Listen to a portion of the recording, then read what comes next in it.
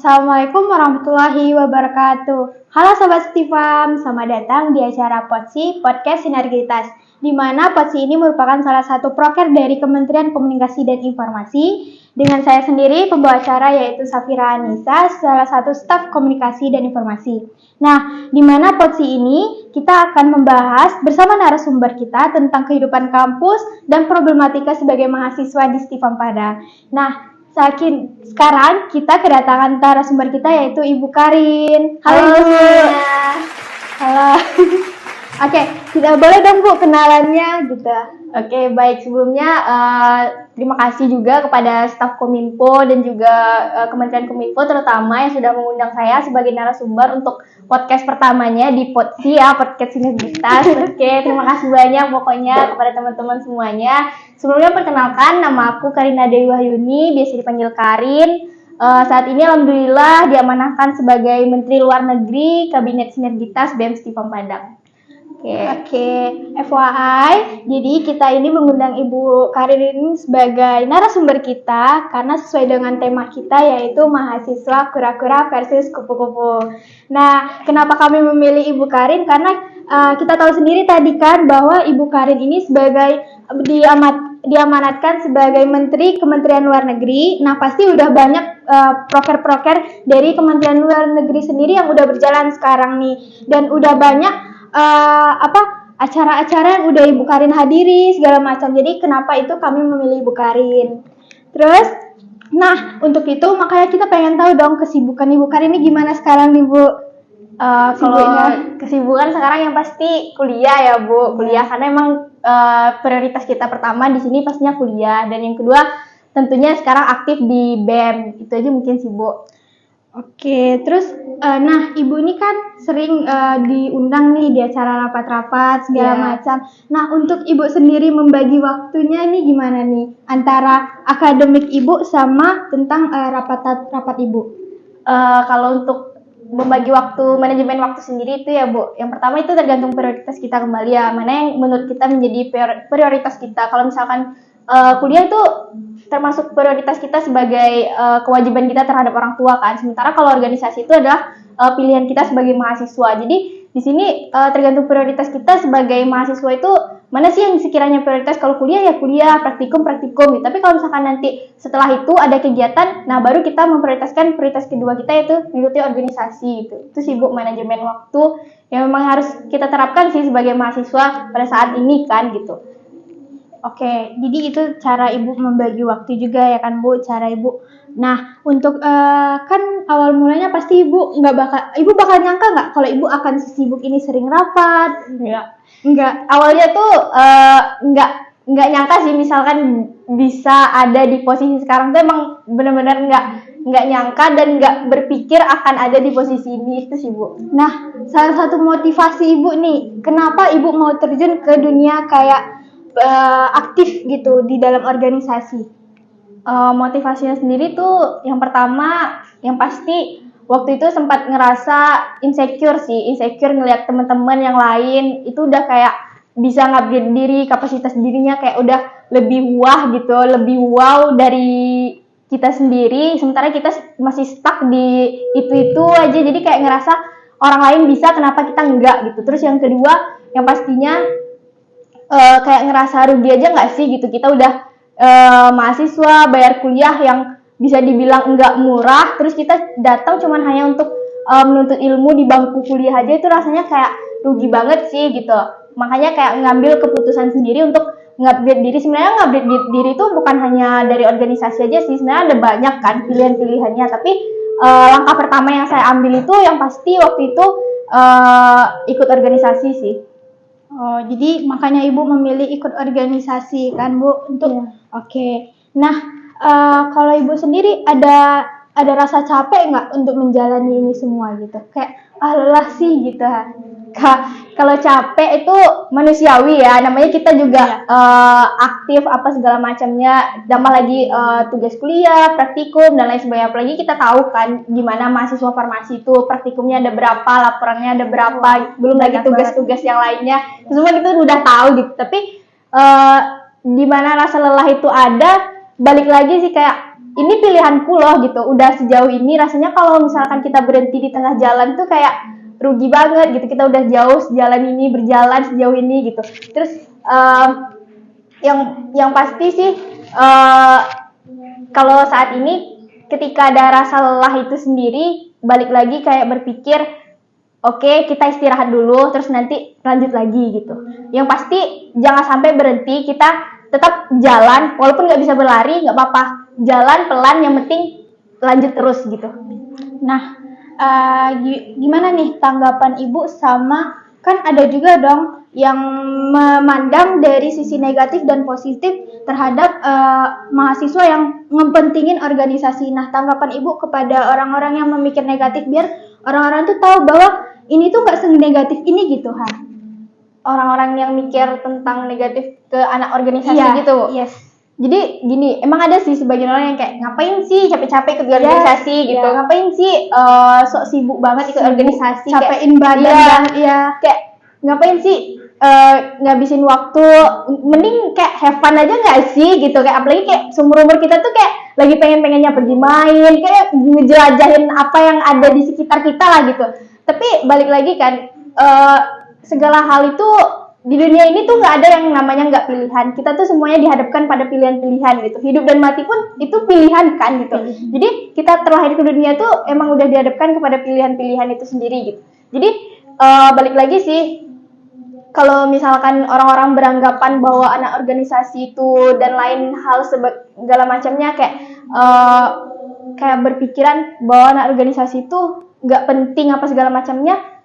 Kalau kita ngerasa bahwa kita di organisasi itu penting dan ngerasa bahwa organisasi itu memberikan impact yang besar ke kita gitu, kenapa enggak gitu? Kenapa kita mendengarkan omongan orang yang bahkan mereka nggak mencoba gitu? Mereka orang yang berbicara seperti itu pasti mereka bukan anak organisasi kan? Pasti mereka yang kayak ya sekedar bukan gimana ya, tapi mereka kayak yang perginya hanya have fun aja gitu kayak. Jadi mereka hanya berbicara tuh mereka nggak pernah mencoba ada di posisi kita gitu. Cuma misalkan mereka ikut sama kita nih gitu, ngerasain apa yang kita rasain gitu, pasti mereka juga bakal nggak berpikir demikian sih gitu. Oke. Nah, gimana tanggapan Ibu nih tentang kan banyak tuh orang yang bilang bahwa mahasiswa yang kerjanya kuliah rapat itu bakal terjamin setelah lulusnya, kan banyak juga kan yang beranggapan seperti itu dibanding mahasiswa yang cuman kuliah pulang. Nah, itu tanggapan Ibu. Bener nggak sih persepsi orang yang itu gitu? Aku pernah sih baca satu buku kan tentang hal itu gitu. Bagaimana sistem perekrutan dari sebuah misalkan perusahaan gitu merekrut bagaimana karyawan-karyawannya. Yang pertama mereka pilih itu yang pasti emang sih dari bagaimana IPK kita, karena begini di situ dia bilang kalau misalkan kenapa mereka memilih IPK dulu, yang pasti sebelum kita bisa memimpin suatu kelompok pasti kita harus bisa memimpin diri kita sendiri, bagaimana kita memanajemen diri kita sendiri, bagaimana kalau misalkan IPK aja udah misalkan 1, berapa 2, berapa kayak dia memimpin dirinya aja sendiri itu nggak bisa gitu, bagaimana dia akan memimpin di suatu kelompok perusahaan yang besar gitu. Nah di situ yang pasti IPK, otomatis kan memang prioritas kita datang ke kampus itu kuliah kan.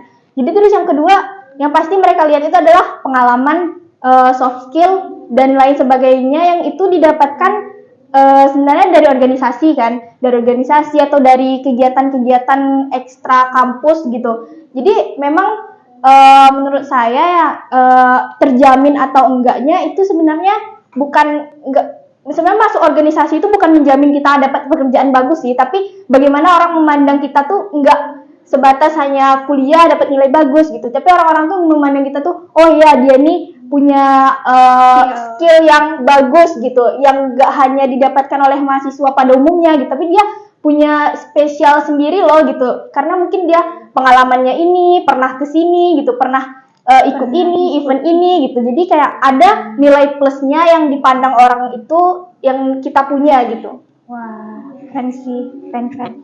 Nah, pesan dong Bu buat misalkan ini ada nih para maba-maba nih yang 21, 22 yang masih ragu nih untuk ikut organisasi, pesan untuk mereka nih Bu supaya mereka termotivasi juga nih Bu. Untuk maba ya kan sekarang udah ada tuh yang udah lulus di kampus-kampus yang sekarang kan kemarin baru keluar pengumumannya itu sebelumnya juga mengucapkan selamat juga untuk mahasiswa baru dan juga tetap semangat aja yang pastinya. Terus di kampus ini yang satu sih yang jadi pelajaran untuk aku sendiri yang pastinya itu kita jangan hanya datang ke kampus, diam, ngedengerin dosen, terus pulang dengan ngebawa ilmu tadi, terus tidur rebahan. Tapi yang pasti itu cobalah untuk keluar, lihatlah betapa kerennya dunia ini kalau misalkan kita mampu untuk kayak apa ya, menjelajahinya gitu. Jelajahilah apapun yang bisa kamu kerjakan gitu. Apa yang sekiranya kamu suka atau apapun yang sekiranya kamu punya pengen untuk itu gitu, lakukanlah gitu.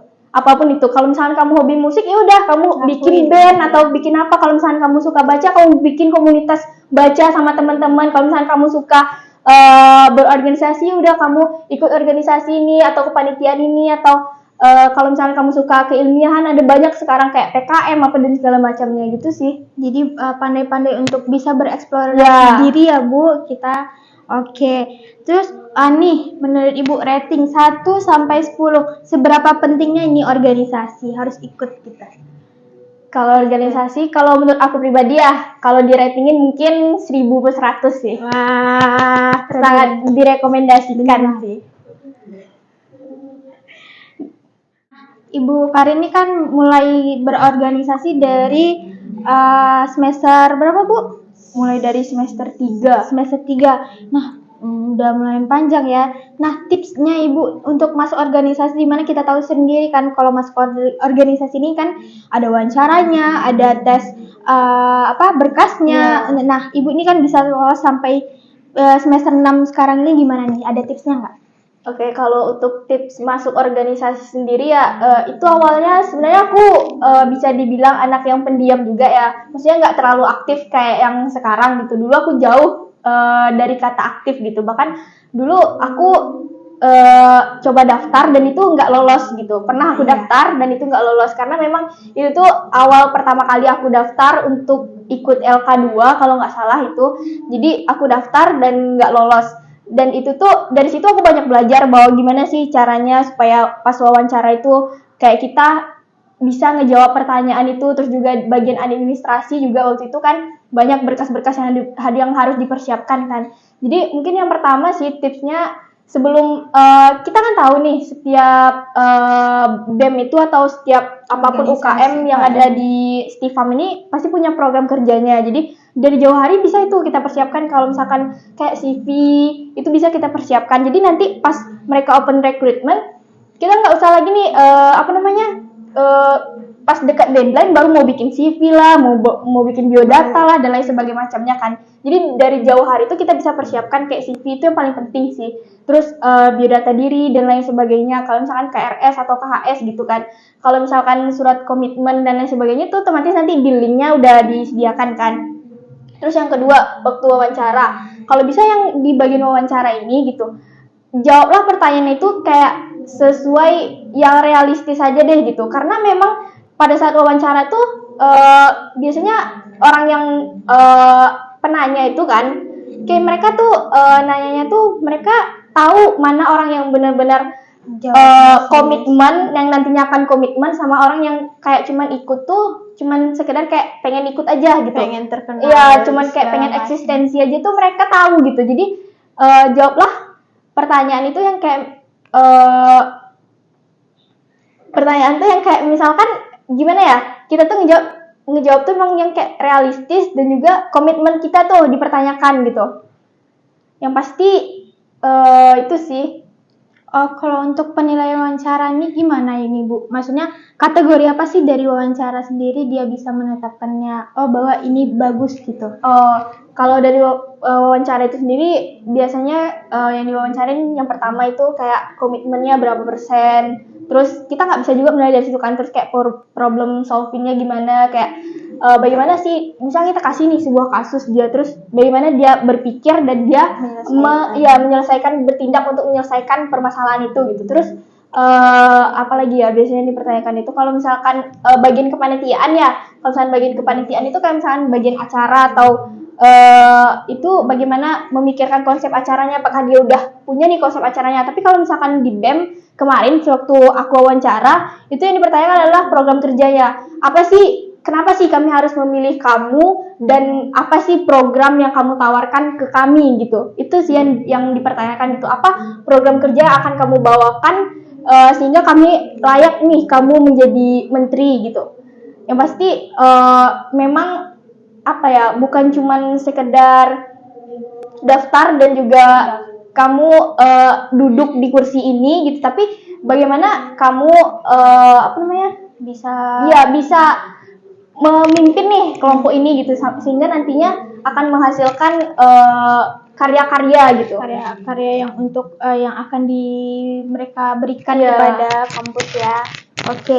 Nah, menurut Ibu nih, nah tadi kan Ibu bilang eksistensi nih kan.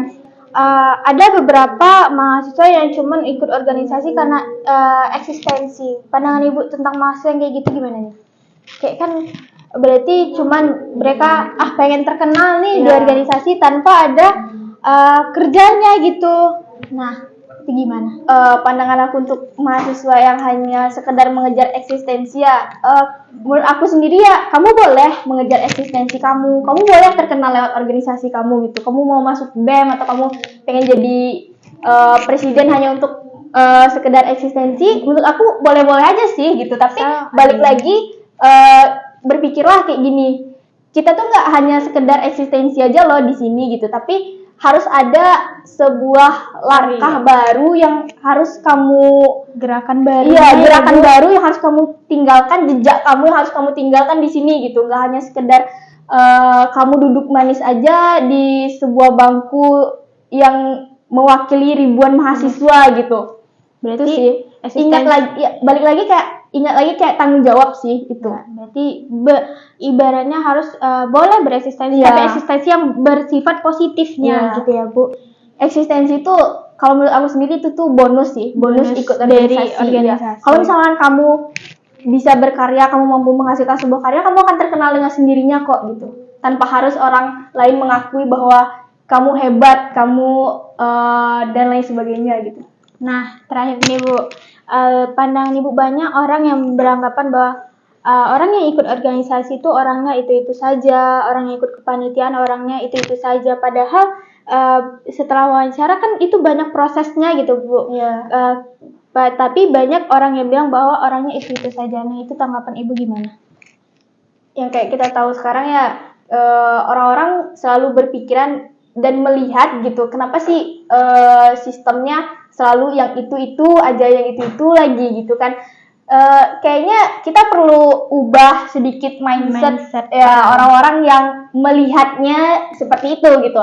Karena pada kenyataannya ya memang orang-orang kayak gini, kalau kemarin itu mungkin memang iya sih ada beberapa yang memang itu aja, karena memang yang mendaftar dan layak untuk menjadi mendapatkan posisi itu yang memang itu gitu. Karena ya balik lagi, banyak yang mengikuti tapi hanya sekedar untuk mengejar eksistensi gitu, tapi mereka lupa bahwa mereka punya tanggung jawab loh di sana gitu.